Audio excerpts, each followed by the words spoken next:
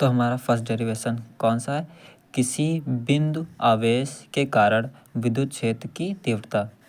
यहाँ पर हमारा एक बिंदु Q है जिस पर हमको r दूरी पर स्थित बिंदु P पर विद्युत क्षेत्र की तीव्रता ज्ञात करनी है। तो सबसे पहले हम देखेंगे कूलाम के नियमानुसार। ठीक है, कूलाम के नियमानुसार कूलाम का नियम होता है F = 1/4πε0 Q not R square. Okay, Q × Q not R square, क्योंकि हमारे यहाँ पर Q और Q नॉट है इसलिए हम Q और Q not upon R square. अब हमको विद्युत क्षेत्र की तीव्रता देखनी है।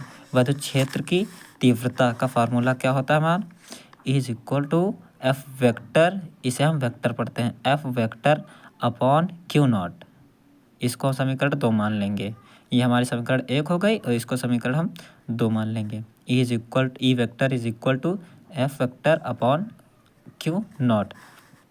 अब समीकरण 2 में F वेक्टर का मान रखने पर, समीकरण 2 में F वेक्टर का मान रखने पर हमारी समीकरण 2, जैसे कि हम देख रहे हैं समीकरण 2 है और F वेक्टर का मान F बराबर हमको क्या दिख रहा है, ये देखिए F बराबर F वेक्टर का मान हमारा ये है 1/4πε0 Q1 Q not upon R square F = 1/4πε0 Q × Q not upon R square. यहाँ पर ये 1 नहीं है, Q × Q नॉट स्क्वायर है। अतः विद्युत क्षेत्र की तीव्रता E vector = F vector upon Q not. ये हमारी समीकरण 2 हो गई। अब समीकरण 2 में F वेक्टर का मान रखने पर, समीकरण 2 में वेक्टर F का मान रखने पर, तो हमारी समीकरण हम जैसा देख रहे हैं ये हमारी 2 समीकरण है और इसमें हम जब F का मान रखेंगे तो हमारा F का मान हमारा पूरा ये आ जाएगा, क्योंकि F vector F = 1/4πε0 Q × Q not upon R square होता है। ओके, तो समीकरण हमारी 2 ये है, इसमें हम F वेक्टर का मान पुट करने जा रहे हैं। ये हमारा F वेक्टर का मान है, तो हमने समीकरण में F का मान रखा है। तो हमारा ये समीकरण 2 उतारी थी और इसमें हमने F वेक्टर का मान भी रखा है। F = देखिए E vector E = 1/4πε0 Q × Q not upon R square, जो कि ये इतना हमारा F वेक्टर का मान है और बटे में Q नॉट, जैसा कि हम यहाँ देख रहे हैं बटे में Q नॉट का मान और उसके बाद उसके ऊपर हमारा F वेक्टर का मान है, F वेक्टर और अपॉन में Q नॉट। अब इसके आगे हम करेंगे समीकरण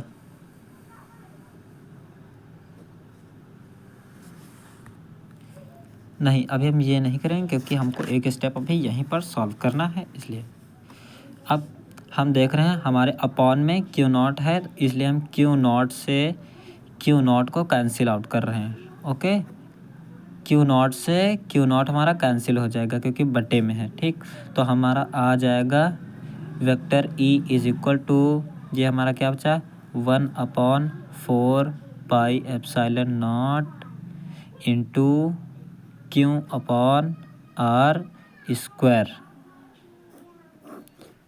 जो कि ये हमारा फॉर्मूला होता है किसी बिंदु आवेश के कारण विद्युत क्षेत्र की तीव्रता। इसे हम इसमें यूज कर सकते हैं, हमारा यही फॉर्मूला निकल कर आता है। एक बार मैं फिर से समझा रहा हूँ। किसी बिंदु आवेश के कारण विद्युत क्षेत्र की तीव्रता, जो कि हमारा बिंदु है Q और इस पर R दूरी पर स्थित बिंदु P है, इस पर हमको विद्युत क्षेत्र की तीव्रता ज्ञात करनी है। तो अतः हम कूलाम के नियमानुसार देखें। कूलाम का नियम है F vector = 1/4πε0 Q × Q not upon R square. हमारा ये इसको हम मान लिया समीकरण 1, इसको हमने मान लिया समीकरण 1। और अब हमको देखना है अतः विद्युत क्षेत्र की तीव्रता, विद्युत क्षेत्र की तीव्रता के कारण विद्युत क्षेत्र की तीव्रता का फार्मूला हमारा होता है vector E is equal to vector F upon q naught. ये इसको हमने समीकरण 2 मान लिया है। Vector E is equal to vector F upon q naught, समीकरण इसको हमने 2 मान लिया। अब समीकरण 2 में एफ का मान रखने पर एफ का मान रखने पर वेक्टर एफ का मान रखने पर, ठीक है, समीकरण 2 में एफ वेक्टर का मान रखने पर हमने यहाँ पर रखा vector E is equal to 1/4πε0 Q into Q naught upon R square. ये हमारा एफ वेक्टर का मान है, वेक्टर एफ का मान है, जो कि यहाँ पर आप लोग दिख रहे हैं, ठीक। और उसके नीचे बटे में क्यू, क्योंकि यहाँ पर हमारा वेक्टर एफ के नीचे क्यू है। ओके, तो हमने क्यू नॉट और क्यू नॉट को काट दिया। अब जो हमारे पास बचा हुआ है ई, हमने ई लिख लिया और 1/4πε0 क्यू ऊपर हमारे पास बचा, क्योंकि क्यू नॉट हमारा कैंसिल हो चुका है, तो क्यू अपॉन आर स्क्वायर, जिससे यह सिद्ध होता है। ये हमारी समीकरण बनकर तैयार हो गई। ये हमारा फार्मूला निकला है, जिसके द्वारा बिंदु आवेश के कारण विद्युत क्षेत्र की तीव्रता निकाल सकते हैं।